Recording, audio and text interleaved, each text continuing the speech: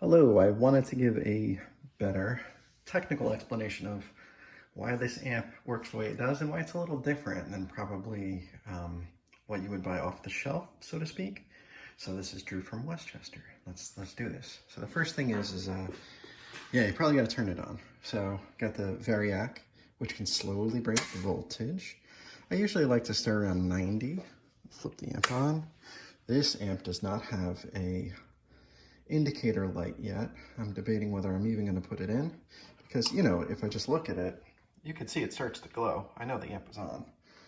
So at 90, I usually let it warm up for about, I don't know, 30 seconds or something like that. The reason you do that is just so that you're not like just rushing current right into it.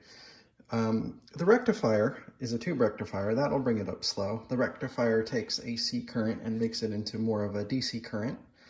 Then there's filtering caps and all that other stuff that will make it, they'll smooth out the current to give you that really like, this is the plus and this is the negative, how a lot of the internal electronics work. Of course, the AC signal that is going into it from the guitar also plays a role where this, even though most of it is the high current stuff is working on DC, it really is to boost an AC signal. We'll talk about that another time, but let's talk about this amp for a second. So now we know it's probably at 90, it's probably pretty warmed up. We can probably bring it up to like normal North American voltage. Let's say 120 or so, or maybe a little less. A lot of older stuff probably runs at like better at 110 because that's, you know, I don't think that the power was as consistent back in the day. But anyway, enough about that. Let's talk about this amp. So a couple things. So 3 preamp tubes. The first, each one of these are dual triodes, but they're not 12AX7s. They're actually 6N2P for the first two and 6N1P for the third one. These are just normal 6V6s, and this is a 5Y3 rectifier. So the first half of this is just a generic preamp. With 100K load and a 1.5K resistor. I took off the bypass capacitor for the cathode. That generally makes it louder, and a lot of people put that stuff into effect or put that stuff in, but I found it's a little quieter and stuff like that. And the way I like it is not having that in. There's no negative feedback coming off of the speaker taps going back into the preamp. A lot of makers do that to kind of give a little more headroom, but it kind of decreases the volume, and it's a little tough to do it on this amp anyway. The second half of this triode is the preamp for the reverb. So, and that boosts that up. The second half of this is the reclaim. After it goes through the reverb tank,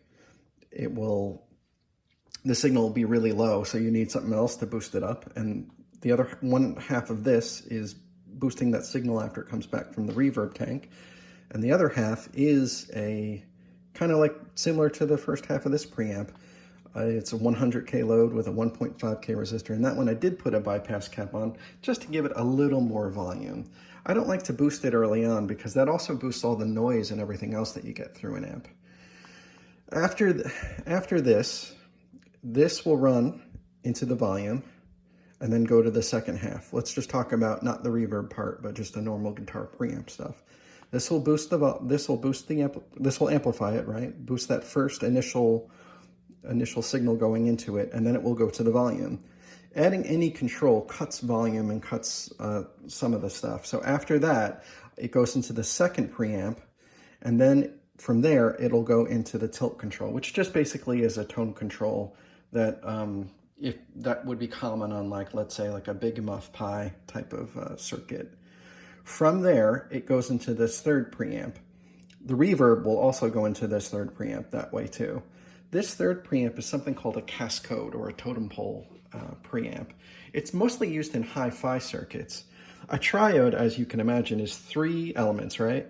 There's the top part where the power is coming in, and that's where they have that 100K load resistor. In the middle would be where the signal is coming in, and then the bottom would be the cathode, which basically, you know, it's attachment to ground, and then that's where you set the bias or the idle, so to speak. or acquiescence or whatever it's called. So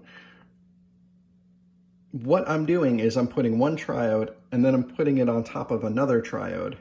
To have all those extra layers does give you gain and does give a very high fidelity circuit. But what it also does is it makes it more similar to a power tube.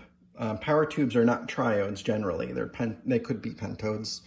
I think 6v6s only use, if I'm not mistaken, let's look at a quick 6v6 tube. You know, you see how it really only has like kind of 4 elements to it, so to speak.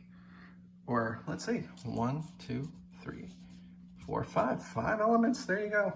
So anyway, so that's pentodish. So the reason that I wanted more plates in that, the reason that I wanted more elements, not just a normal triode, is because I wanted it to when it distorts, I wanted to distort more like a power tube, but not have that power tube volume, still be able to control, you know, how loud it's getting. That's not to say that power tubes don't sound glorious when you know, really, really crank it up, you know, especially if you wanted that, like, you know, 70s classic rock sound type of thing.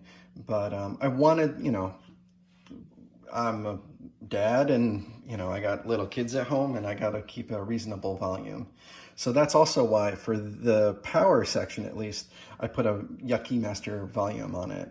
I say yucky because I haven't really dialed that in. I probably need to change a few values. So let's do some stuff.